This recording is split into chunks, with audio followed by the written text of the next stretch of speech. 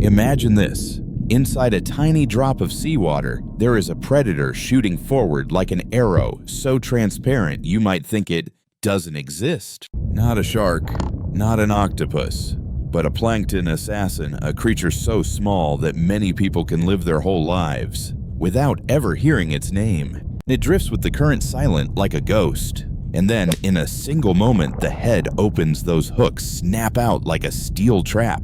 And then if you think plankton is just harmless sea dust, then you haven't seen real war at the millimeter scale. It's named Chaetognatha, meaning bristle jaws, but most people call it simply the arrow worm. And today we open the predator's case file, how it hunts, where it lives, and why it may be a crucial link. The ocean cannot live without. But first, one unsettling question. If you could magnify the ocean, would you discover arrows everywhere, stalking in silence? And in the most frightening part is that we usually don't see them until they bite into the food web and the whole ecosystem trembles. Chaetognaths belong to a marine phylum of drifting predators found across the world's oceans, from the tropics to the poles, from the surface to the deep sea. Most live offshore as plankton, but some species stay near the bottom around seaweed rocks and even brackish environments. And they are often transparent shaped, like a tiny torpedo with thin fins along the sides, like a living arrow, exactly as the nickname suggests. Their size range is surprising. Some are only a few millimeters long, but some cold water species can grow to over 10 centimeters. And then here's the strange part. The number of described species isn't huge, around 130 plus modern species, but individual arrow worms can be rain-like in abundance in the water column. And then why are they so abundant? Because they do one thing extremely well: hunt. And in the plankton world, where everything is small, fast, and short on hiding places, a predator doesn't need to be big. It only needs the right technique. Look closely at the head. You'll see two fans of curved hooks. These are grasping spines, often about 4 to 14 hooks per side. While swimming normally, those hooks are covered by a soft hood, like a folding blade hidden in a sleeve.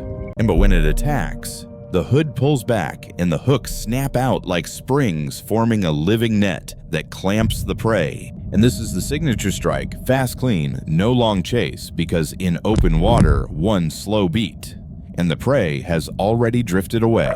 Their mouth leads into a fairly straight digestive tube. Often they swallow prey almost whole, pulling it straight down into the gut. And their favorite prey is copepods, the jumping bugs of the sea, but they can also eat other zooplankton and even fish larvae. And there's one detail that can make your skin crawl. Sometimes this predator preys on smaller members of its own kind. That's cannibalism.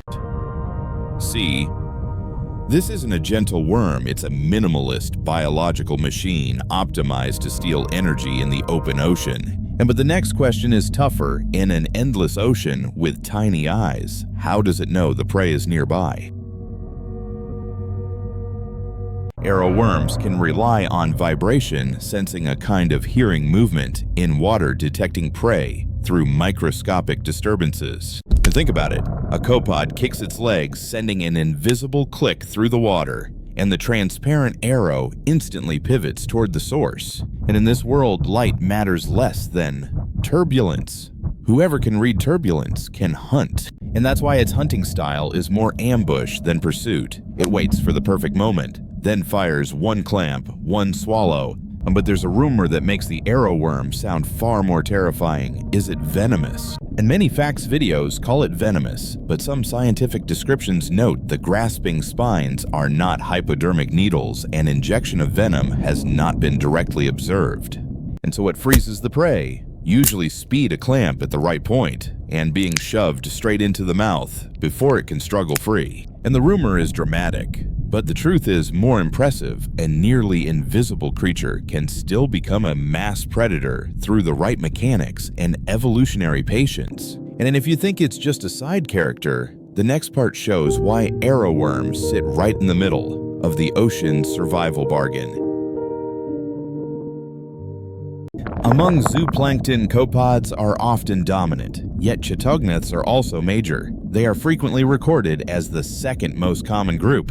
Some summaries suggest Chaetognatha biomass can account for roughly 5 to 30% of zooplankton biomass, second only to copepods, far from negligible. Simply put, they are population control for smaller plankton, and when they hunt, the ocean's energy flow shifts. And if copepods are the ocean's rice fields, then arrowworms are the sickles cutting back, selecting and pushing energy upward into higher levels. And because arrowworms themselves are also prey for fish, especially plankton-feeding fish and juveniles, meaning they are both predator and food. And a dual role like that makes them a bridge between micro and macro, from tiny prey to fish schools humans harvest. And then do you know what's scary? If arrowworm density shifts with seasons currents or temperature, the entire ecological balance can wobble with it. And so where are they most abundant? Often where there is light, because prey is dense there.